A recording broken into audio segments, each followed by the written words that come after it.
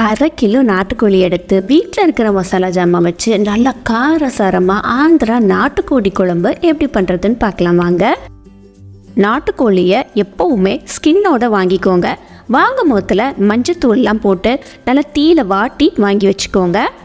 வீட்டில் சுத்தம் பண்ண அந்த நாட்டுக்கோழியை ஒரு பவுலில் சேர்த்துட்டு ஒரு 1/2 டீஸ்பூன் அளவுக்கு மஞ்சத்தூள் சேர்த்துக்கோங்க. அடுத்து ஒரு 2 டீஸ்பூன் காஷ்மீரி மிளகாய் தூள் சேர்த்துக்கோங்க. கூடவே தேவைக்கேற்ப உப்பு, கடைசியாக 1 டேபிள் ஸ்பூன் அளவுக்கு நல்லெண்ணெய் விட்டுக்கோங்க. இது எல்லாத்தையும் நல்லா கலந்து விட்டு மேரினேட் பண்ண போகிறோம். ஒரு 30 நிமிஷம் வரைக்கும் நம்ம இதை மேரினேட் பண்ணி வச்சிடலாம். அடுத்து ஒரு பேனில் 1/4 டீஸ்பூன் மிளகு, ஒரு 2 இன்ச் அளவுக்கு பட்டை, 2 ஏலக்காய், ஒரு 4-5 கிராம்பு சேர்த்துக்கோங்க. கூடவே நட்சத்திர சோம்பு இருக்கு இல்லையா, அதிலிருந்து ஒரு 3 இது மட்டும் நான் சேர்த்துருக்கிறேன். ஒரு டேபிள் ஸ்பூன் அளவுக்கு மல்லி விதை, 1/2 டீஸ்பூன் சீரகம் சேர்த்துக்கோங்க. இதை எல்லாத்தையும் நல்லா பொன்னரமாக ஆகிற வரைக்கும் வறுத்தெடுத்துக்கோங்க. போட்ட மல்லி சீரகம் எல்லாமே நல்லா பொரிஞ்சு வர வரைக்கும் வறுத்துக்கோங்க.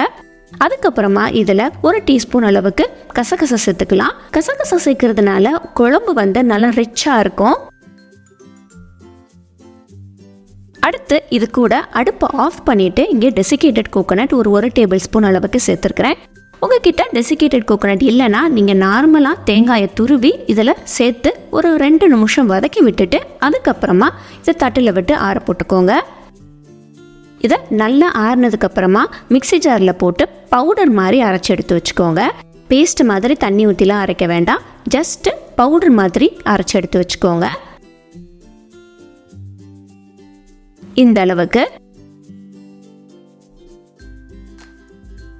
இதை ஒரு தட்டுக்கு மாற்றி ரெடியாக எடுத்து வச்சுருங்க. அதே மிக்சி ஜார்லேயே ஒரு துண்டு அளவுக்கு இஞ்சி சேர்த்துக்கோங்க.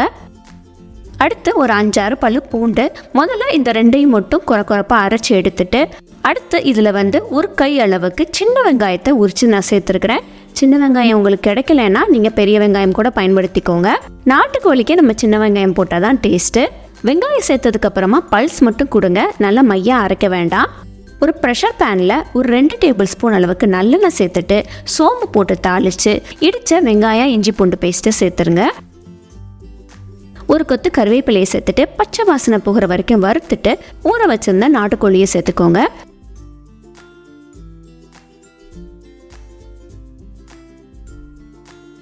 நல்லா கலந்து விட்டு இதை தட்டு போட்டு மூடி வச்சிடலாம்.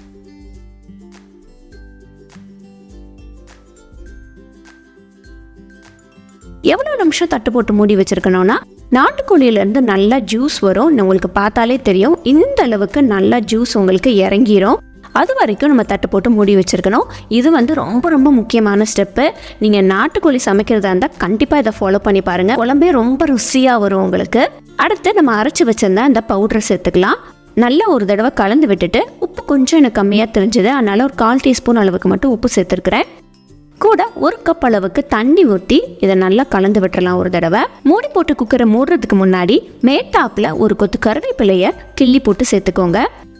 இப்போ பேனை மூடி வச்சு ஒரு விசில் வரையும் ஸ்லோ பண்ணி ஒரு 10-15 நிமிஷம் வச்சு எடுத்துக்கோங்க. நாட்டுக்கோழினால கூட கொஞ்சம் நேரம் ஆகும் வேகிறதுக்கு.